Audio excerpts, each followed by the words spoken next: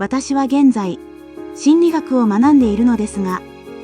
今回もその学びの一部を皆様と共有したいと思います。今回は、言葉の選び方が人間関係にどう影響するかについて、お話ししていきたいと思います。誰かの行動について、これはちょっと困るなと感じることは、多くの人が経験することだと思います。そういう時、どう言葉を選ぶかで、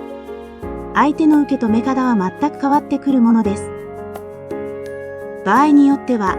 関係が深まることもあれば、逆にぎくしゃくしてしまうこともあるでしょう。では、どのような点を気をつければよいのでしょうか。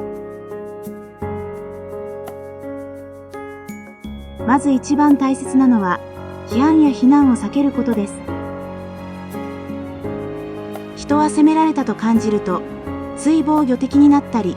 反発したりします。例えばあなたはいつも遅い、あなたは片付けができない、などと、あなたという言葉を使って、相手の行動を指摘すると、どうしても攻撃されたように受け取られてしまうでしょう。そこで意識したいのが、私はどう感じる、私はこう思うという、私を主語にした伝え方です。例えばあなたはいつも遅れるというのではなく、待っていると私は不安になってしまうと言えば、相手を批判することなく、自分の気持ちを伝えることができます。同じ内容でも、伝わり方が随分変わるんです。さらに効果的なのは、お願いの気持ちを添えることです。こうしてもらえると、私は助かると言った方が、相手も受け入れやすくなるからです。ここでいくつか具体的な場面を挙げてみますね。映画に行く約束をしているのに、友人がいつも遅れてくるとしましょう。この場合、また遅刻、どうして時間を守れないのと責めれば、相手は気分を害してしまうでしょう。その代わりに、一緒に映画を楽しむために、時間を守ってくれると、私は安心できるよと穏やかに伝えれば、相手の受け止め方も違ってくるでしょう。もし間に合わないときは、連絡してくれると助かるなというように、そうしてもらえれば、自分が助かると添えるのもいい方法です。次に、シェアハウスで同居人が片付けをしない場面を考えてみましょう。いつもこんなに散らかして、どうして片付けられないの？君のせいで家がめちゃくちゃだよ。という批判的な言葉は避けるべきですし、自分のものくらい、自分で片付けてよ、という言い方も、あまり効果がないでしょう。それよりも、散らかっていると私は落ち着かなくなるんだ。一緒に片付けの時間を作れたら、快適になると思う。と伝える方が前向きでしょう。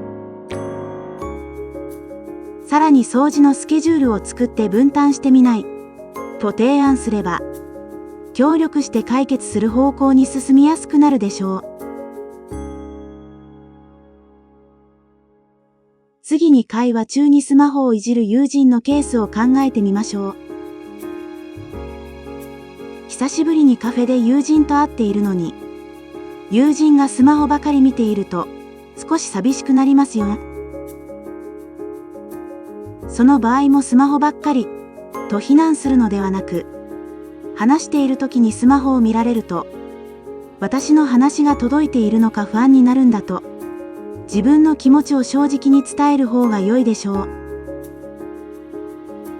う。もし急ぎの連絡なら大丈夫。でもそれ以外の時は、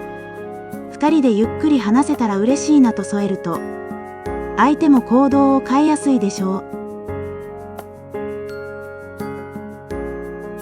次に、ご近所さんが大音量で音楽を流している場面を想像してみてください。苛立って、うるさい、やめて、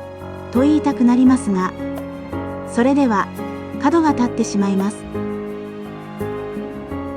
そんな時は、音楽を楽しむ気持ちはわかります。ただ私は在宅で仕事をしていて集中が必要なんです。少し音量を下げてもらえると本当に助かりますと伝えれば、相手も理解しやすくなるでしょう。このように、あなたが悪いと相手を主語にするのではなく、私はどう感じると自分を主語にすることで、言葉が優しくなり、相手も耳を傾けやすくなるんです。さらに、相手の良い面を認めたり、感謝を伝えたりすると、お願いはより受け入れられやすくなるでしょう。今回は、同じ内容を伝えるにも、言葉の選び方によって、全く異なる結果が生まれることをお話ししました。特に、不快な行動をしている相手に、その行動をやめてほしいと依頼する際には、言葉遣いに十分注意を払った方が良いでしょう。言い方次第で相手が全く異なる行動をとるのは、人間は感情の生き物だからです。尊重ある言葉遣いは、相手を安心させ、協力的な態度を促進します。逆に、攻撃的で、批判的な言い方は、相手を防御的にさせ、反発が生じやすくなるでしょう。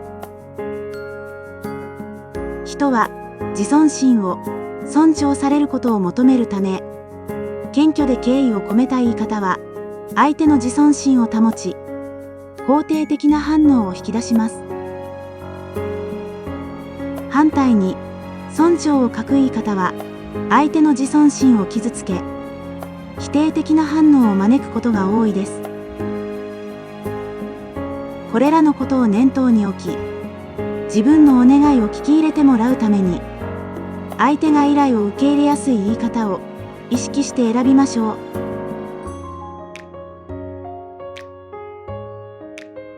ご視聴いただき、ありがとうございました。これからも時々、心理学の学びをシェアします。応援していただけたら嬉しいです。もしこの動画が少しでもお役に立てたなら、高評価とチャンネル登録もしていただけると励みになります。それでは、また次回の動画でお会いしましょう。